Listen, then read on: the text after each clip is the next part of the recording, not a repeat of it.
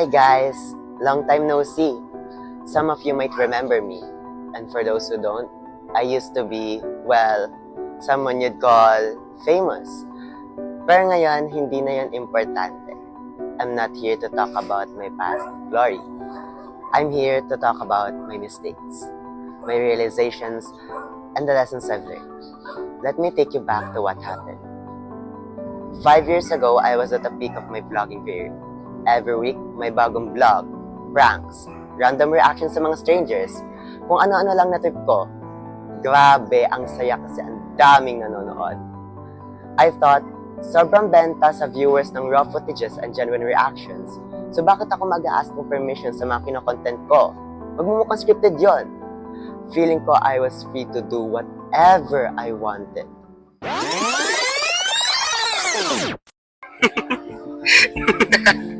Pwede mo alam kumita sa pagbablog? Parang maganda to ah.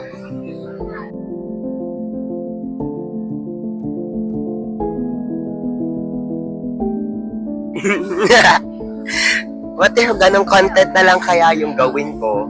Mukha naman makatotohanan. Tsaka di naman ako kilala ng mga ikakontent ko, so siguro okay na yun.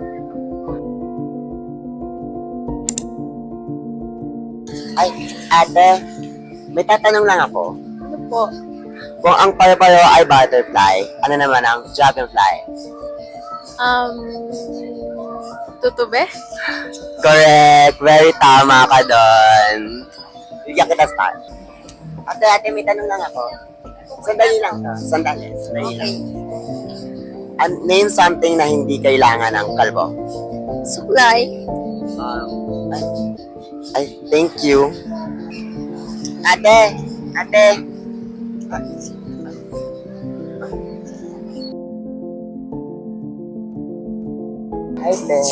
Ano ba yan? Sino ka ba? Prank lang ate. Ano ba naman? Ate mo naman. Hi, kate, oh. Sa vlog ko, it's a prank. Sikat ka na, oh. Saliw ka ba?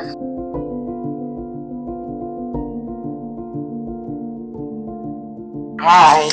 It's a prank! Hi ka sa vlog ko. You have the freedom to do anything sa vlog mo, pero di ba it is much better if you have asked for my consent first before ka nag-vlog. I also have the freedom to refuse para sa kung ano mang kalokohan na ginagawa mo. Ang sensitive mo naman. For fun lang to. Boring mo naman masyado. Ang pinupoint ko dito is kung may freedom ka, you have the responsibility to use it in the right manner. Hindi yung nagjo-joke ka sa isang stranger without them even knowing na joke pala yun. You have to think of others before acting impulsively.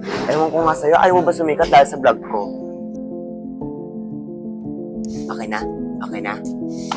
So guys, meron tayo ditong chips. Pero may pagbibigyan tayo at hindi nila alam yung laman ay... So, tara. Tingnan natin siya.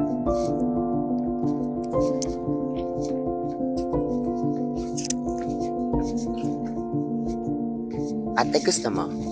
Ano yan? Chips lang yan, masarap.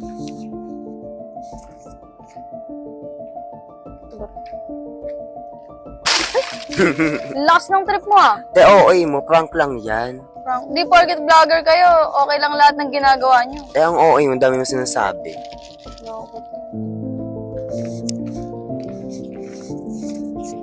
Di lang siya nagulat, nagalit din.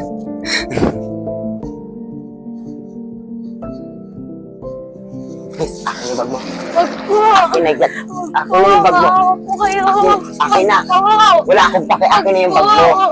Hindi. Wag po! Akin na yan. Akin na yan. Akin na yan. Help! Hold up! Tulong! Wag ko! Yung wallet ko! Lagot ako kay Mami! Help! So na nga, wag ka nang umiyak. Diyos ko, parang yan lang. For sure, maraming views tong vlog na to. Hi guys! Nandito ako ngayon sa City Mall. Ito yung order ko. And super Vlogger na tagal pangit daw yung vlog. Grabe, I didn't expect. balita ko, bastos daw yan. Video in public. Nanginang ko Pag talaga kumaangat na ibang tao, pilit yung ibinababae, no? Ingit lang kayo eh. Gaya kayo.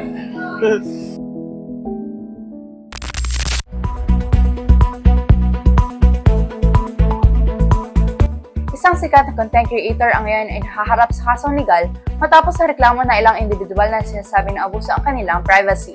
Ang vlogger si Aaron ay inakusahan ng paglabag sa Republic Act No. 10173 o ang Data Privacy Act of 2012.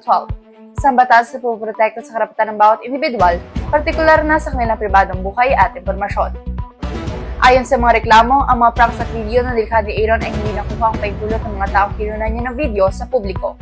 Ilan sa mga pranks na ginawa niya ay bigla ang paglapit sa mga tao, pagkakabay sa kanilang mga balikat, at pagbibiro ng mga senaryo naglalaman ng mga panganib na sitwasyon gaya ng peking hold-up. Ang mga pranks na ito ay nagdulot ng takot at pagkabahala sa ilang mga biktima na hindi alam na sila ay kinukunan ng video. Isang biktima na nakatagpo ng sarili sa isa sa mga controversial na video ang nagsalaysay ng kanyang karanasan. Ayon sa kanya, pakiramdam niya ay siya ay nasa panganib at hindi niya alam na siya pala ay bahagi ng isang prank na nilikha lamang upang magbigay aliw sa iba. Ipinahayag ng biktima ang pagkadismaya at pagkabahala hindi lamang sa pag-abuso ng kanyang privacy, kundi pati na rin sa psychological na epekto ng insidente. Dahil dito, ang kasong isinampa laban kay Aaron ay nagbigay daan sa mas malalim na diskusyon ukol sa mga pribilehiyo at responsibilidad ng mga social media influencers. Ayon sa mga eksperto sa batas, ang hindi pagkakaroon ng paintulot mula sa mga taong kinukunan ng video ay isang uri ng paglabag sa privacy na pwedeng magdulot ng legal na kahihinatnan.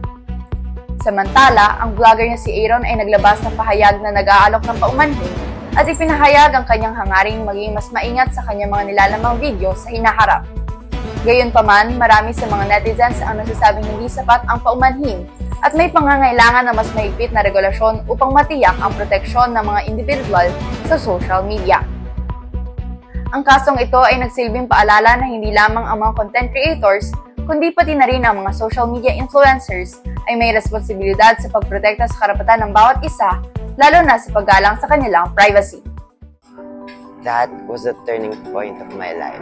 I didn't realize that I've done something wrong na pala na kinailangan pang umabot sa point na someone would file a case against me para lang itigil ko yung paggawa ko ng so-called funny vlogs.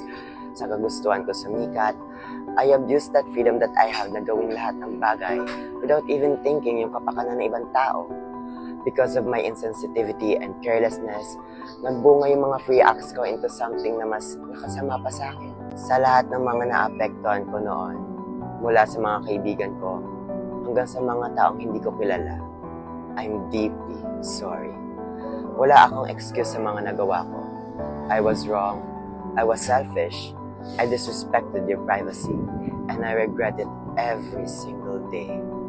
I hope someday you can forgive me. Kung umabot kayo dito, salamat. I hope may natutunan kayo sa story ko. Hindi ako perfect and hindi ko ina-expect na maging perfect ang kahit sino. I've done something wrong in the past and I will carry all that lessons from that experience. Ngayon pa lang, let us value the importance of our free choices dahil lahat ng actions and decisions natin ngayon ay magkakaroon niya ng bunga sa dulo. Take care and see you around on better terms this time.